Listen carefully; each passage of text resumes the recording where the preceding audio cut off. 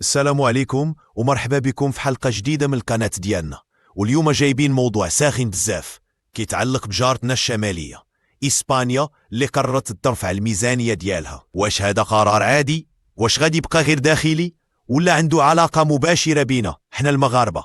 خليونا نغوصوا في التفاصيل ونعرفوا اش واقع. رئيس الحكومة الإسباني بيدرو سانشيز خرج نهار الثلاثة وقالها بصراحة غادي نستثمروا أكثر من 10 مليار يورو باش نوصلوا للنسبة اللي كيطالب بها الناتو 2% من الناتج الداخلي. وهذا القرار ماشي جاي له الفراغ، كاين ضغط من أمريكا وكاين ضغط من الحلف الأطلسي باش إسبانيا ترفع من الإنفاق ديالها العسكري. بمعنى راه العالم داخل في واحد المرحلة جديدة، مرحلة التسلح والاستعداد، وهذا الشيء كيعني بزاف بالنسبة لنا كمغاربة. إسبانيا في النهاية ماشي دولة في شي قارة بعيدة، راه كتطلد علينا مباشرة من الشمال وبيناتنا واحد البحر صغير لكن المصالح كبيرة. هذا القرار الإسباني غادي يخلينا نطرحوا أسئلة كثيرة. واش هذا التسليح الإسباني غيكون دفاعي فقط؟ واش ممكن يتحول لورقة ضغط في النزاعات القديمة بحال سبتة ومليليا؟ وشنو غادي يكون تأثيره على الأمن القومي المغربي؟ شوفوا، فاش دولة كيف إسبانيا كتزيد في النفقات العسكرية ديالها راه الرسالة واضحة. العالم ما بقاش كيعيش في واحد المرحلة ديال السلم، كل شيء كيتسلح وكل شيء كيتوجس، وهذا الشيء خاصنا ناخذوه بعين الاعتبار حنا كمغاربة. إسبانيا كتزيد في الميزانية بلا ما تمس بالضرائب، بلا ما تنقص من الصحة ولا التعليم، وبلا ما تزيد في ثمن البوطة.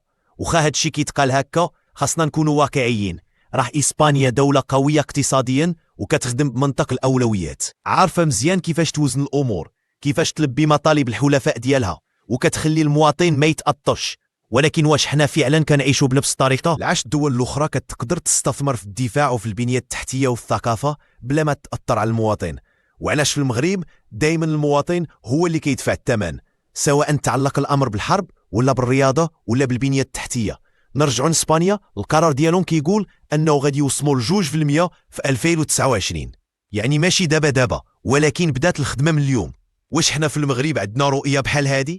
عندنا استراتيجية واضحة للتسلح، الأمن، الاستقلال الحقيقي في صناعة الأسلحة، في المخابرات، في حماية الحدود؟ ولا مازال تابعين اللي كيبيع لينا وكنخافوا في كل مرة كيسحب علينا الدعم؟ اللي خاص المغاربة يفهموه هو أن التسلح ماشي طرف، ماشي تبذير، التسلح في هذه الزمانة هو بقاء. الدول اللي ما كتسلحش راسها كتبقى رهينة الآخرين، واللي ما كيحميش راسو كيتفرض عليه السلام بشروط الآخرين. والمشكل الأكبر هو كيفاش نديروا هذا الشيء بلا ما نغرقوا المواطن. اسبانيا دارتها، قالت غادي نزيد في الدفاع بلا ما نزيد الضرائب. واش كنا نقدروا نقولوا نفس الشيء؟ خاص الحكومة ديالنا تلقى حلول ذكية إبداعية اللي تحمي الأمن الوطني وتخلي الكرامة المعيشية للمواطن محفوظة. باش نكونوا واضحين، هاد السلاح الإسباني هو جرس إنذار لينا.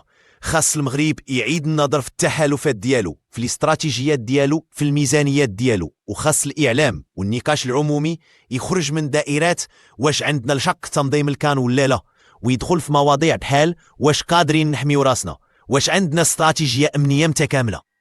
إسبانيا كتلعب بذكاء وكتخدم مصالحها، حنا خاصنا نخدموا مصالحنا حتى حنا، ولكن بمنطق العدل والكرامة والاستعداد الحقيقي. قولوا لي في التعاليق شنو رأيكم في هذا القرار الإسباني؟ واش كتظنوا أنه تهديد غير مباشر للمغرب؟ واش خاصنا نردوا بطريقة مشابهة؟ واش المغرب فعلا جاهز لأي تغييرات في المحيط الجغرافي ديالو؟